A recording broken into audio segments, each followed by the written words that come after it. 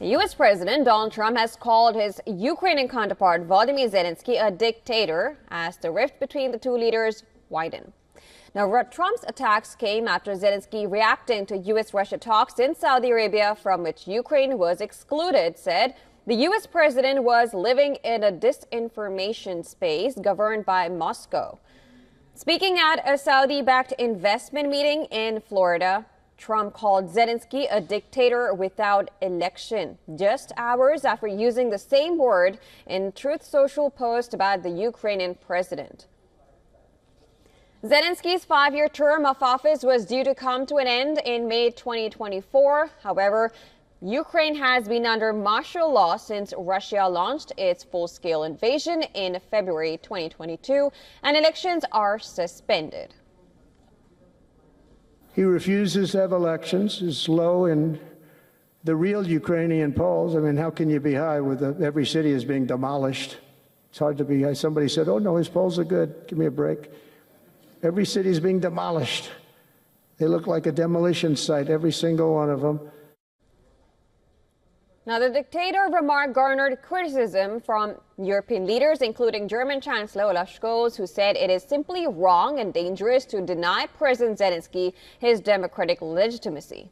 UK Prime Minister Keir Starmer assured his support to Zelensky, who he called Ukraine's democratically elected leader, adding that it was perfectly reasonable to suspend elections during the wartime.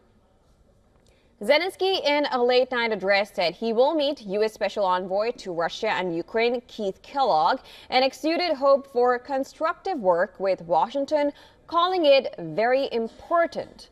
Now, after Trump's display of favoritism to Russia, in an indirect message to U.S., Zelensky said, "It is a choice for everyone in the world and for the powerful to be with Putin or with peace."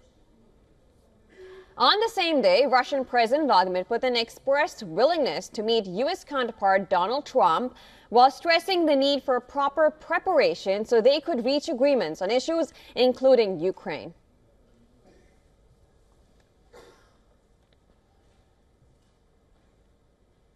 Now, to give us more information on the story, our correspondent Susan Terani sent us this report from New York. Take a look.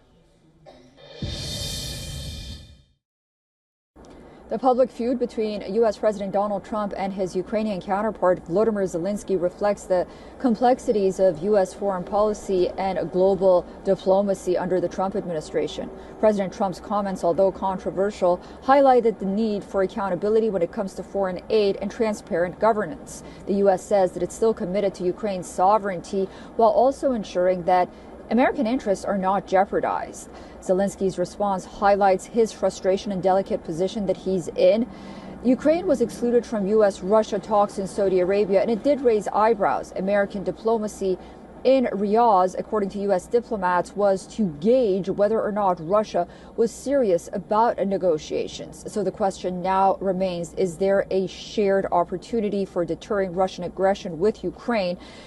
With the United States leading at the forefront, and can that even happen with the situation that the Ukrainian leader and the U.S. leader seem to be in at this point? Susan Tehrani reporting from New York for WION World as well.